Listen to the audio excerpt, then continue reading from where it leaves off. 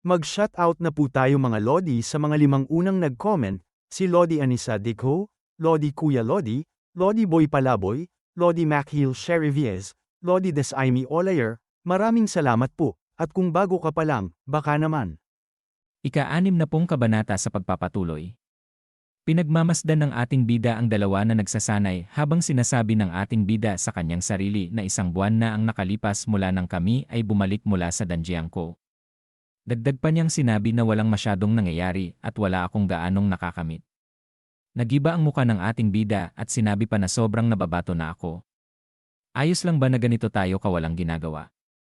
Na napasabi naman ang dalawa habang pawis na kung wala kang ginagawa, huwag mo kaming idamay, Master Uncle Jinmu. At isang disipulo ang mabilis na papunta sa kanya na habang sinisigaw na Master Uncle Jinmu. Sinabi ng ating bida sa kanyang isip na hindi ba't yan yung bastos na bata. At pagkatapos sinabi ng ating bida sa kanya na ano ang ginagawa mo dito. Hinal na sinabi nito na pinapatawag ka ng pinuno ng sekta sa Violet Cloud Palace. Bilisan mo! Tumugon ang ating bida na ang sect leader pinapatawag ako. Sinabing muli sa kanya nito na ang daming tao, parang tinawag ang buong wudang sect. Pati ang mga elder at mga administrador ng bawat palasyo ay pinatawag. Sinabi sa kanya ng ating bida na hindi mo alam ang nangyayari. Sumagot ito na pero sa dami ng pinatawag, pati mga first-class disciple, sigurado akong napaka-importante nito. Napahawak siya sa baba at sinabi sa isip na ito na ba ang pagkakataon ko para makamit ang mga tabumpay. At kung ito ay isang bagay na karapat-dapat pagtipunin ang lahat ng mga disipulo sa wudang sect, kung gayon. Mukhang malaking misyon ito. Na siya ay napangisi sa kanyang naiisip.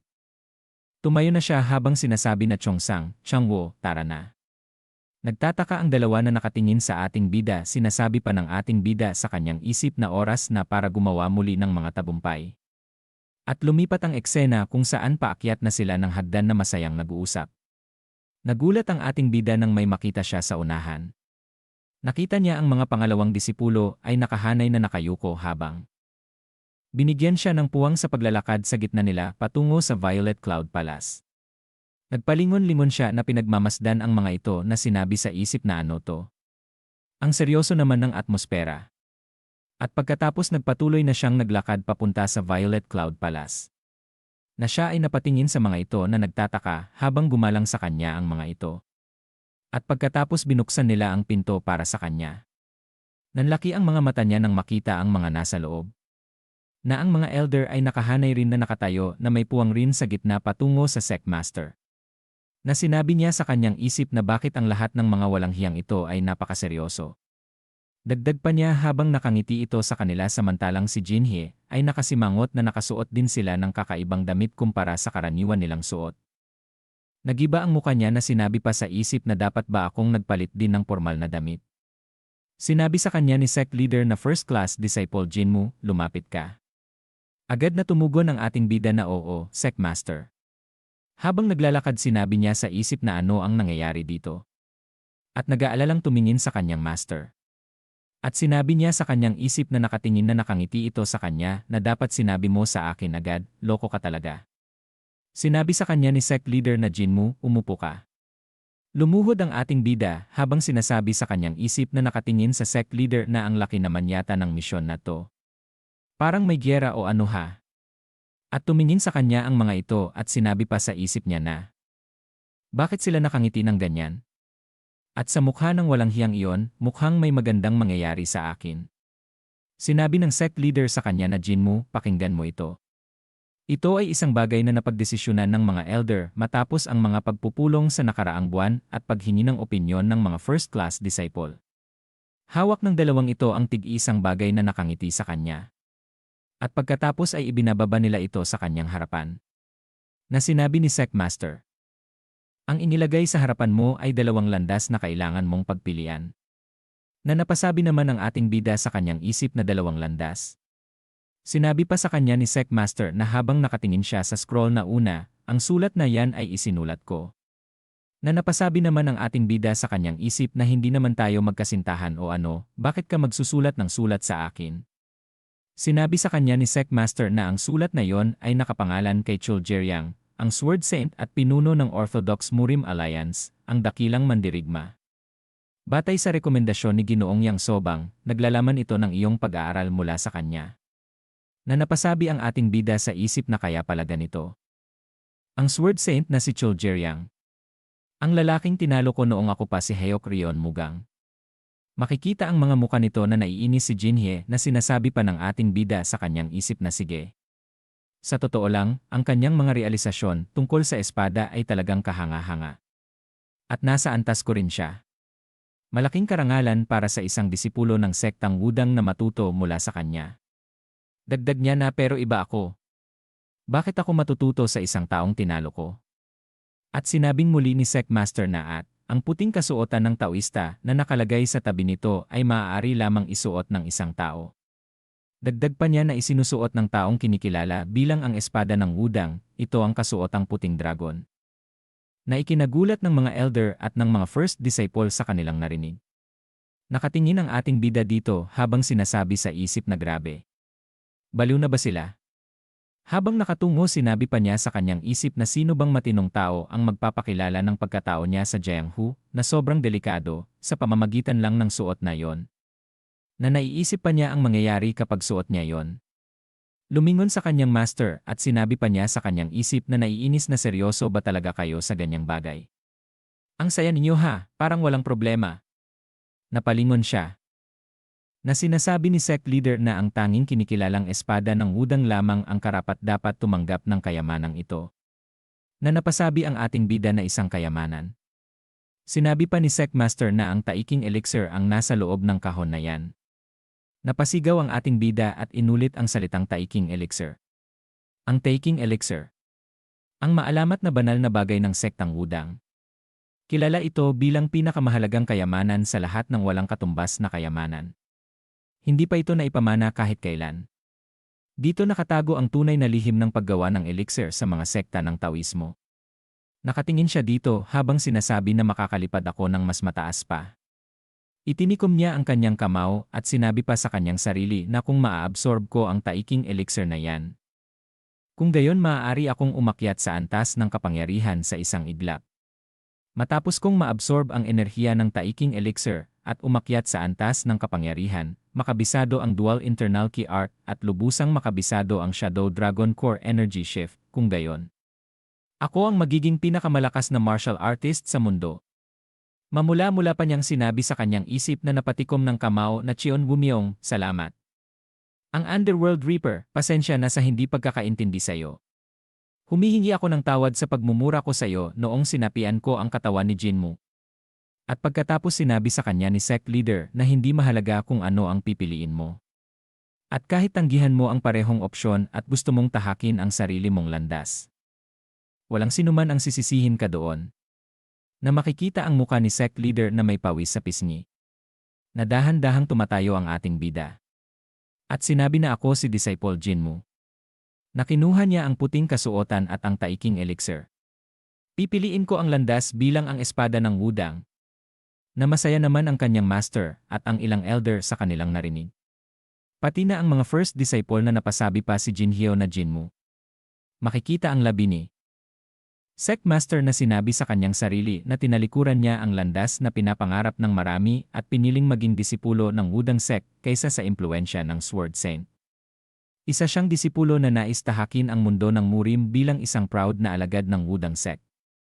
Na makikita silang dalawa habang nakaluhod pa din ang ating bida na nakatingin pa din sa kanya si Sect Master. At sinabi niyang masaya na may luha sa kanyang gilid na mata na maraming salamat. Dagdag pa niyang sinabi sa isip na hindi na ako maaaring maging mas proud pa kaysa rito. Tunay kang biyaya ng Wudang Sect. Na makikita ang ating bida hawak ang puting kasuotan at ang taiking elixir na nakangiti ng masama. At dito na po nagtatapos ang ika-6 na pong kabanata.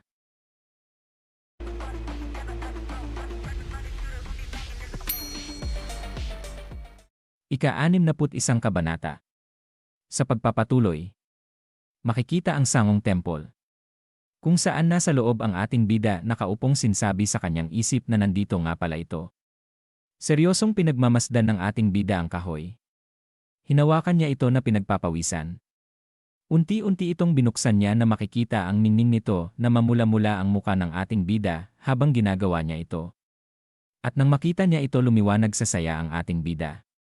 At sinabi na ito daw pala ang taiking elixir. At tuwang-tuwa siya habang sinasabi na ang ganda, sobrang ganda. At ang bango-bango. Parang nasa hardin ako sa langit na kung saan ang mga bulaklak ay namumukadkad. Sa ilalim nito ay may isang papel na nakita niya at sinabi na ha. Ano ito? Kinuha niya ito at pinagmasdan sinabi niya na ang mga bagay na dapat kong tandaan kapag inabsorb ko ang taiking elixir. Grabe ang detalyado. Dagdag pa niya na dahil nag-abala kang isulat ito, tatahimik na lang ako at kakabisaduhin ito.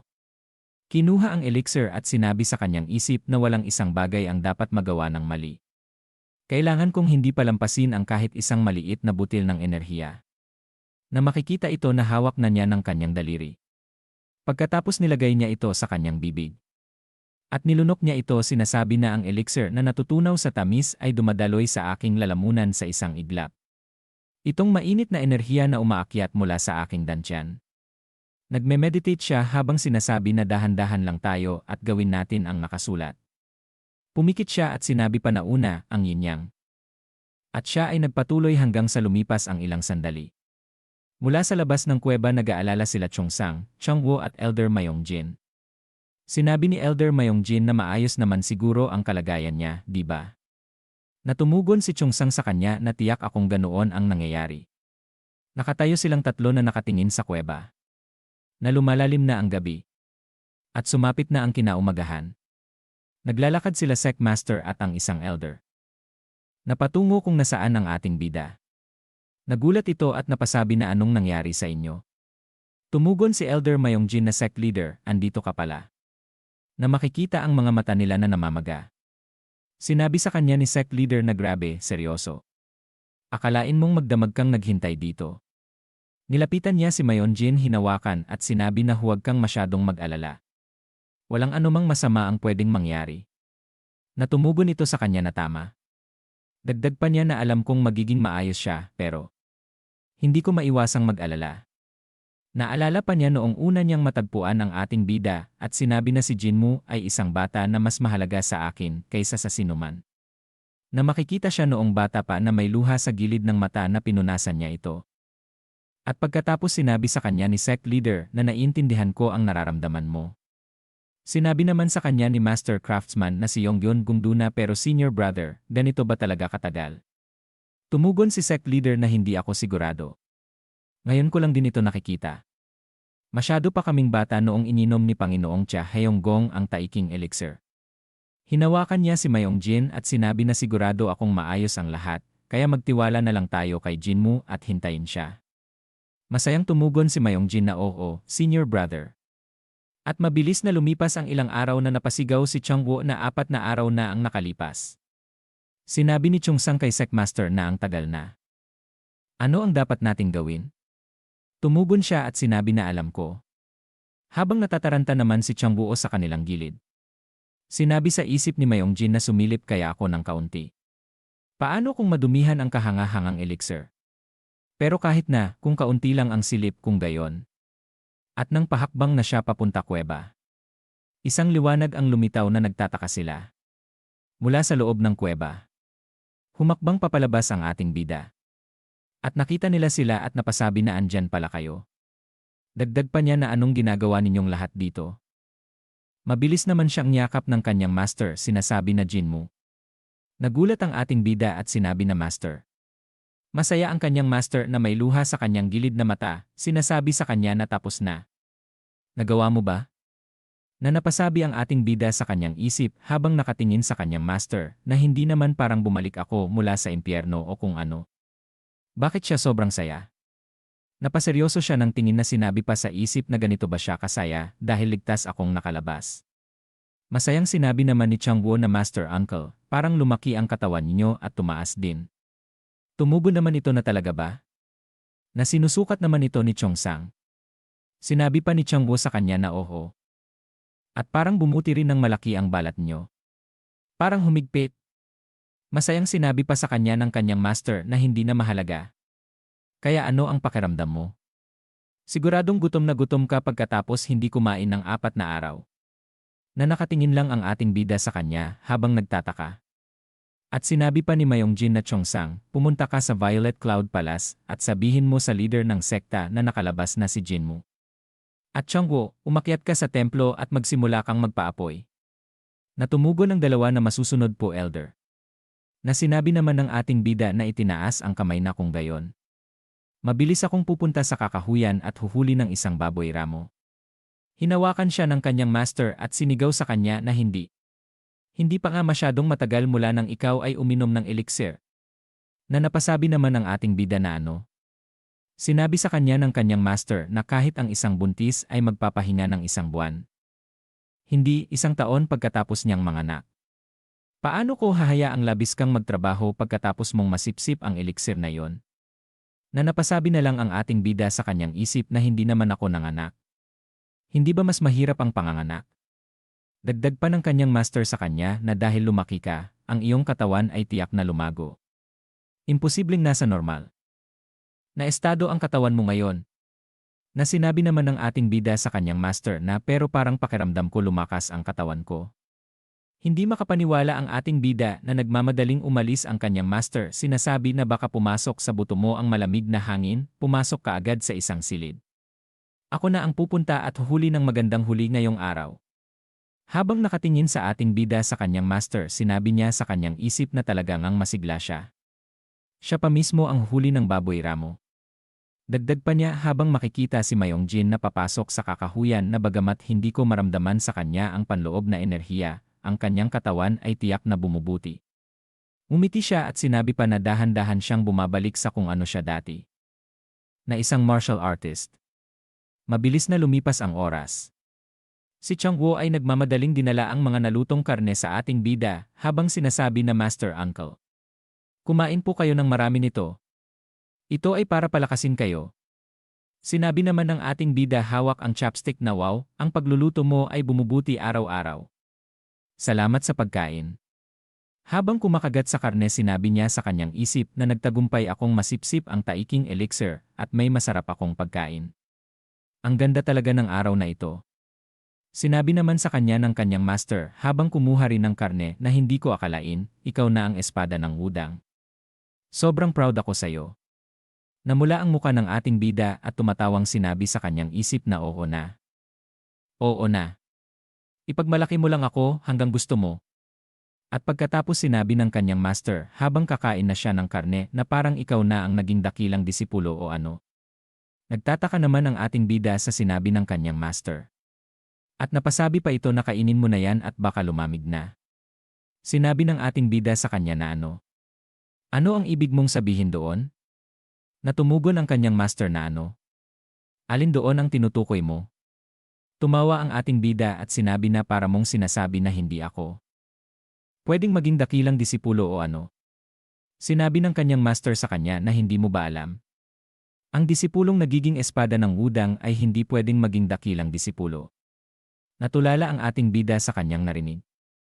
At namutla siya na napasabi sa kanyang isip na buwisit kung alam ko lang sana. Masayang sinabi pa sa kanya ng kanyang master na mukhang hindi mo alam. Dagdag pa niya na bakit ba mahalaga pa ba yon? Ikaw na ngayon ang espada ng Wudang, alam mo naman yan di ba? Na nanginginig ang katawan ng ating bida na namuti ang mga mata sa mga narinig niya. Na sinabi pa sa kanya ng kanyang master na bilisan mo na at kainin mo na yan. Naputol niya ang kanyang hawak na chopstick sa sobrang inis na sinasabi sa kanyang isip na bakit. Na napaiyak na lang ang ating bida na nakatirik ang mata nito. Na sinabi naman sa kanya ng kanyang master na Jinmu, may problema ba? Na sinabi naman ni Chongsang na Master Uncle, ayos ka lang ba? Makikita ang labas ng kanilang templo na malakas niyang sinigaw na bakit hindi mo ako sinabihan ng mas maaga. Na muli na namang sinabi sa kanya ng kanyang master na mahal kong Jinmu. Anong nangyayari sa'yo? Na nag-aalalang sinabi rin sa kanya ni Changbo na Master Uncle. At dito na po nagtatapos ang ika-61 kabanata.